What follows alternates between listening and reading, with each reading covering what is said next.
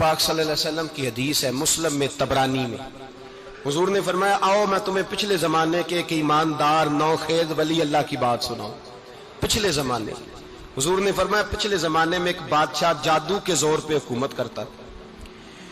جب وہ ایک جادوگر اس نے رکھا ہوا تھا تو جادوگر اس کو جادو بتاتا، وہ جادو کے زور پر حکومت کرتا۔ جادوگر بوڑھا ہو گیا تو کہنے لگا بادشاہ کو نوجوان میرے پاس بھیج دے، اب میں بوڑھا ہو گیا ہوں، میرا پتہ کوئی نہیں کب مر جاؤں۔ ایک نوجوان کی ڈیوٹی لگائی، بڑا زیرک سمجھدار، اپنے رعایا میں سے چن کے جو ذہین فطرت مزاج بچہ تھا وہ اس نے لگایا۔ اللہ کے محبوب علیہ الصلوۃ والسلام فرماتے ہیں بچہ جادو سیکھنے لگا، وقت گزرنے لگا۔ بچہ جب جادو سیکھنے جاتا تو رستے میں ایک راہب بھی تھا جو انجیل جانتا تھا، وہ اللہ اللہ سکھاتا، لوگوں کو حضرت عیسیٰ علیہ السلام کی تعلیمات سے آگاہ کرتا۔ اس نے دیکھا کہ یہاں بھی لوگ اکٹھے ہیں تو وہ بچہ اس راہب کے پاس بھی اٹھنے بیٹھنے لگا۔ اب جب اس کے ساتھ اس کی گفتگو بڑھنے لگی تو اس کو باتوں میں لذت آنے لگی۔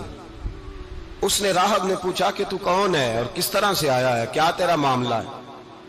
اس نے کہا جی میں جادو سیکھنے جاتا ہوں، آپ کی باتیں مجھے بڑی اچھی لگتی ہیں۔ اس نے کہا دین سیکھ، جادو سیکھنے والے کافر ہو جاتے ہیں، قرآن و حدیث سیکھنے والوں کو اللہ کامل ایمان عطا فرماتا ہے۔ فرمایا یہ سیکھ۔ بچہ بیٹھنے لگا، اس کے پاس آنے لگا، باتیں دل میں گھر کرنے لگی۔ ایک وقت آیا کہ مسلمان ہو گیا، اور مسلمان کیسے ہوا؟ بچہ کہتا میں تجربہ کر کے ہوا۔ اب میں تھوڑا سا وقت جادوگر کے پاس بھی جاتا اور باقی سارا وقت وہاں بیٹھتا۔ میں ایک دن جا رہا تھا تو رستے میں اژدہا تھا، بہت بڑا سانپ تھا، رستہ روک کے کھڑا تھا۔ یہ حضور نے بیان کی حدیث، نبی پاک صلی اللہ علیہ وسلم فرماتے ہیں بچہ کہتا ہے کہ رستے کے اندر سانپ ہے، رستے بند ہے، لوگ چھتوں درختوں پہ چڑھے، ہراش ہے۔ کہتے چھوٹا سا روڑا میں نے اٹھایا تو میں نے کہا اللہ اگر جادوگر سچا ہے تو اسے مار دے۔ چھوٹا سا روڑا میں نے پھینکا، اژدہا کوئی نہ مرا۔ پھر چھوٹا روڑا اٹھایا، میں نے کہا اللہ اگر وہ عالم سچا ہے تو اسے مار دے۔ اب جب میں نے روڑا مارا تو اژدہا مر گیا۔ میرے اندر سے گواہی آئی نہیں دین کی باتیں سچی ہیں، نہیں قرآن کی باتیں اسلام سمجھانے کے لیے عرض کر رہا ہوں، اگرچہ اس دور میں انجیل تھی، اللہ رسول کی باتیں اچھی ہیں۔ کہتے میں مسلمان ہو گیا، اب میں نے راہب کے پاس ہی رہنا شروع کر دیا، جادوگر کے پاس چھوڑ دیا، اس بچے نے آنا۔ بادشاہ پوچھتا کہاں زیادہ وقت گزارتے ہو تو وہ بات گول کر دیتا، وقت تیزی سے بڑھنے لگا۔ اللہ نے اس نوجوان میں طاقت پیدا کر دی، اب وہ اس کے اندر نا اللہ نے توانائی روحانیت پیدا کر دی، ابھی جوان ہے، 14-15 سال عمر ہے۔ اللہ نے اب جو بیمار بھی آتا وہ دعا کرتا تو اللہ صحت عطا کر دیتا، جو بھی آتا۔ بادشاہ کا ایک درباری تھا، بادشاہ کو پنکھا جلتا تھا، وہ اندھا ہو گیا، کوئی ایسی تکلیف آئی کہ نابینا ہو گیا، بڑے علاج کرائے شفا نہیں ہوئی۔ کسی نے اس بچے کا پتہ بتایا کانوں میں، اس کے پاس گیا تو بچہ کہنے لگا شفا تو ہو جائے گی پر کلمہ پڑھنا پڑے گا، مسلمان ہونا پڑے گا، جس پیغمبر کا میں غلام ہوں تجھے بھی بننا پڑے گا، دین پہ عمل کرنا پڑے گا، اللہ شفا دیتا ہے۔ اس نے کہا تو مجھے کلمہ پڑھا، مجھے شفا دے، میں تیار ہوں۔ اس نے کہا شفا تو اللہ دیتا ہے۔ اس نے اللہ تبارک و تعالیٰ کا ذکر کر کے دعا مانگی، یہ مسلم شریف میں حدیث ہے، طبرانی میں موجود ہے۔ اللہ نے اسے شفا دی، اس نے کلمہ پڑھنا شروع کر دیا۔ یہاں ایک نقطہ لکھا ہے ہمارے علماء نے، کہتے ہیں جب اللہ ولایت عطا کرتا ہے نا تو یہ سفید بالوں والے کا حصہ نہیں ہوتی۔ اگر جوانی میں کوئی آدمی توبہ کر کے تصوف کے رستے پہ چلتا ہے تو سب سے زیادہ ولایت اللہ اسے عطا فرماتا ہے، سب سے زیادہ ولایت اس کے پاس ہوتی ہے۔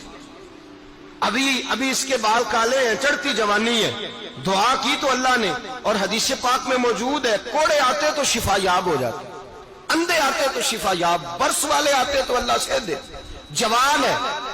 بادشاہ کے پاس وہ واپس گیا، وہ جو آدمی جس کی آنکھیں ٹھیک ہوئی تھی۔ بادشاہ نے پوچھا کہ کیسے شفا ملی؟ تو کہنے لگا میرے رب نے شفا دی ہے۔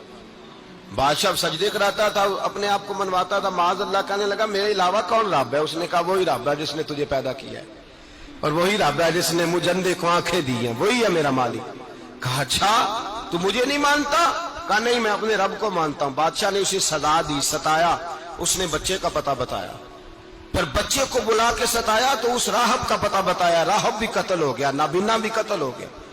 بادشاہ نے کہا سپاہیوں سے اس بچے کو لے جاؤ اور پہاڑ کی چوٹی پہ جا کے نیچے پھینکو تاکہ مر جائے. بچہ پہاڑ کی چوٹی پہ گیا تو ہاتھ اٹھا کے کہنے لگا یا اللہ میرے لیے نہیں اپنے لیے، میرے لیے نہیں اپنے لیے انہیں اپنی قدرت کے جلوے دکھا. میرے لیے نہیں، اللہ کے بندے اپنی جان بچانے کی دعائیں نہیں مانگتے، اپنے لیے انہیں اپنی قدرت کے جلوے دکھا. یہ دعا مانگی. جتنے لوگ ساتھ آئے تھے وہ سارے زمین پہ گرے اور سب مر گئے، پہاڑ سے گر کے مر گئے. بچہ واپس سیدھا بادشاہ کے پاس کہنے لگا لو بھائی میرے رب نے مجھے بچا لیا ہے. جوان کا ایمان دیکھو، میرے رب نے مجھے، بولو میرے اللہ نے مجھے ایمان کی گواہی دے رہا ہے، میں بچ گیا ہوں، تو جھوٹا ہے، میرا رب سچا ہے. اس نے کہا لے جاؤ اس کو دریا میں، کشتی میں بٹھاؤ، بیچ دریا کے جا کے دھکا دے دو. بیٹھے کشتی میں، دریا کے بیچ گئے، اور جب جا کے وہاں اس کو دھکا دینے لگے تو اس نے کہا اللہ میرے لیے نہیں اپنے لیے انہیں اپنی قدرت کے جلوے دکھا. بس ایک طوفان سا آیا، جتنے سپاہی ساتھ آئے تھے ڈوب کے مر گئے. وہ بچہ اٹھا اور سیدھا پھر بادشاہ کے پاس، اسی کے پاس کہنے لگا لو بھائی میرے رب نے مجھے بچا لیا ہے، تیرے پاس آیا ہوں. وہ کہنے لگا تو کیا مصیبت میرے گلے پڑ گئی ہے، کیسے جان چھوٹے گی؟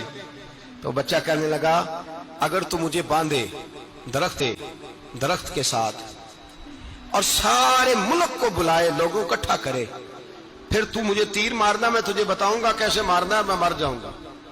اللہ کا بندہ نوجوان ایمان دیکھو، مرنے کے طریقے بتا رہا ہے، میں تجھے بتاؤں گا میں کیسے مروں گا. یہ بات کہی، بادشاہ نے سارا مجمع جمع کیا، ملک سارا باہر آ گیا، درخت کے ساتھ باندھ دیا. کہنے لگا بھائی لوگوں یہ مجھے مارنا چاہتا تھا، مار نہیں سکا، اب میں اسے بتانے لگا ہوں کہ میں کیسے مروں گا. اسے کہو جب تیر مارے تو ساتھ میرے رب کا نام بھی لے. میں